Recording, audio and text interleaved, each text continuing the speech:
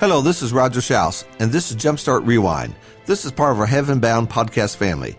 Jumpstart number 2694, first written October 12th, the year 2020. Mark chapter 5, verse 25 and verse 26. And a woman who had a hemorrhage for 12 years and had endured much at the hands of many physicians and had spent all that she had and was not helped at all, but rather had grown worse. Our verse today describes a woman with the issue of blood. She caught up with Jesus in a crowd. The Lord was being hurried onto Jairus' house. There was an urgent emergency. It was a 911 moment. The little 12-year-old daughter of the synagogue official was dying. Time was of the essence. On the way there, in the midst of a massive throng of people, this woman with an issue of blood finds her way to Jesus. She doesn't bow. She doesn't ask. She reaches out. She touches Jesus' garment from his backside. Maybe she thought she could get healed without anyone knowing. Maybe even Jesus wouldn't know. Silent, quiet, she touches. She believes she can be healed. She must have heard others talk about the miraculous healings. Just a touch. She did, and immediately she was healed. Immediately, the text tells us that Jesus knew.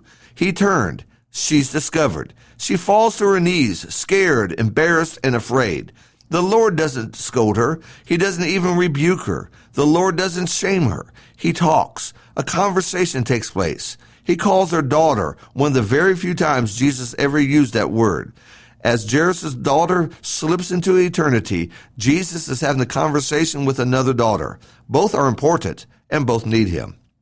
In our verse today, Mark gives us the backstory to this woman. He tells us how long she had been ill. He tells us that she had tried to get well, but she has only gotten worse. She was now broke and worse, helpless and hopeless. Only the Lord can help her. I want to look at the expression within our verse, was not helped at all.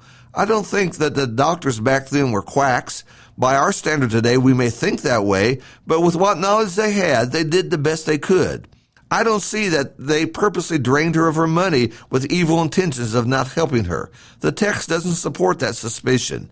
I believe the physicians tried, but they couldn't help her. Sometimes our modern doctors face the same things today. They see the problem, but they cannot fix it. But there's some great spiritual lessons for us as well. First, there are some problems that we simply cannot fix. We hate to admit that, and we want to live with the idea that we can solve any problem and all problems, but there are times that we can't. I met a person the other day who's in poor health and is in great depression. Every suggestion I made was countered with a reason why that wouldn't work. I ran out of ideas. I felt sorry for him. I wanted to fix him. I want him to soar through the day rejoicing, but that's not the case. I couldn't fix him. And what we learn is that that's really the case with so many of people. We can't fix others. We can only fix ourselves. We can encourage, advise, teach, and influence, but we can't change others. That's up to the individual. I've seen people destroying everything precious to them because of alcohol or drugs. I've seen someone spend the night in his car in a parking lot because he's evicted and had no money and no options. These kind of stories breaks our hearts. We want people to do better, but until they want to do better, there isn't much that we can do. Secondly, there are some problems that last decades and decades. The years involved drains the lifeblood out of a family. It ruins some financially, going from clinic to therapy to rehabs, only to see the problems continually. We'd like problems to go away quickly, but oftentimes they don't. In our passage, the woman had the issue of blood for 12 years. Weak, anemic, unclean, socially, and now broke. Her problem remained. Don't you think she prayed daily, if not hourly, for her health to return? Those prayers were not answered favorably. There are things that we do not understand. Why did the Lord allow her to suffer for so long? Why have others suffered for a lifetime with a disease? Thirdly, coming to Jesus is always the best thing to do. Sometimes we try to fix things on our own, and only after there are no other options do we turn to the Lord. We wonder why this woman didn't seek Jesus out earlier. Could it be that he wasn't in the area? Could it be that she hadn't heard about him up to that point? Could it be that she thought the next doctor would be the one to heal her? The song, Does Jesus Care, ought to remind us of how important it is to seek the Lord. Even in suffering, the Lord is there. Even through those dark, long valleys of death, the Lord is there. There is comfort in His Word. There is encouragement in His people. There is hope in His promises. Someday we will leave this world and all of the problems behind us. Someday we will be with the Lord forever. And finally, it's hard for us to understand what others are going through. I can read this passage and pull some great lessons from this, but to know what it's like to stand in her shoes, I don't.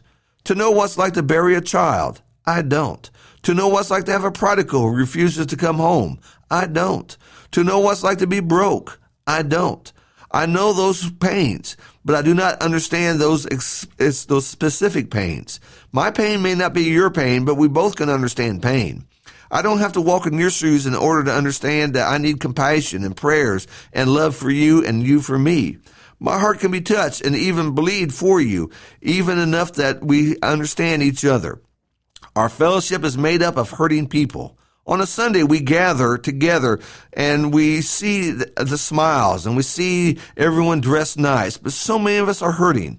We see them by their walkers, their canes, and their slowness. Some, you never recognize the pain. Some, like the woman in our passage, try to keep things secret. But a hurting people find comfort in the great physician. The Lord knows, the Lord cares, and the Lord can comfort. Jairus needed Jesus to come quickly to his house. His little daughter was dying.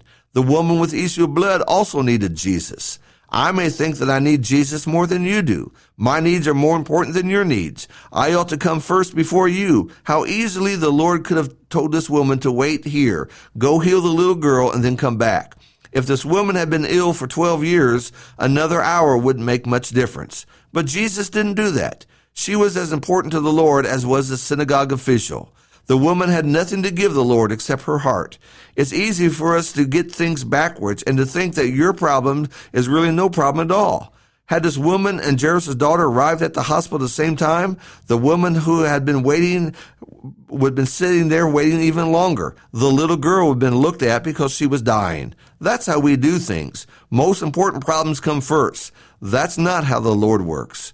And what a powerful, powerful reminder to all of us that we need to be there to help one another. We need to do what the Lord wants us to do, to be compassionate, to be encouraging, and to have a fellowship that helps one another. Thank you so much for listening.